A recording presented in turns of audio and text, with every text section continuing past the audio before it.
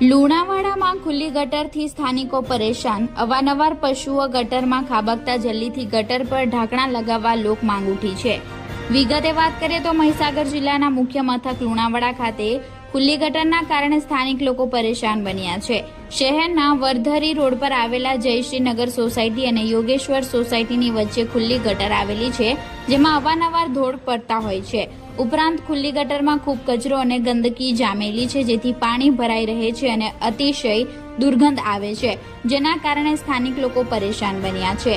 લુણાવાડામાં શહેરની જયશ્રીનગર સોસાયટી અને યોગેશ્વર સોસાયટીની વચ્ચે હાઈવે માર્ગની બાજુમાં ખુલ્લી ગટર છે, જેમાં કેટલાક પશુઓ પડી જવાની ઘટના પણ બની છે। થોડા દિવસો અગાઉ જ આ જગ્યાએ એક ગાય પડી ગઈ હતી, જેને લુણાવાડા ફાયરની ટીમ અને સ્થાનિક લોકોની મદદ વડે ભારે જહેમત બાદ બહાર કાઢવામાં આવી હતી।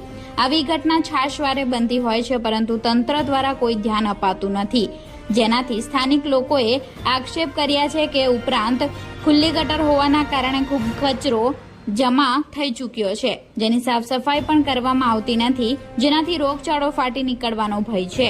તેથી આજુબાજુના દુકાનદારો કંટાળી ગયા છે। સ્થાનિક દુકાનદારોના જણાવ્યા પ્રમાણે અનેકવાર આ બાબતે રજૂઆત કરવામાં આવી છે, પરંતુ હજી સુધી આ સમસ્યાનો કોઈ નિવેડો આવ્યો નથી। ત્યારે સ્થાનિકોની માંગ છે કે આ ખુલ્લી ગટરને યોગ્ય સાફ સફાઈ કરી જલ્દીથી ઢાંકવામાં આવે। Reporter Sanjay Jaiswal, Gujarat crime news, Lunawada.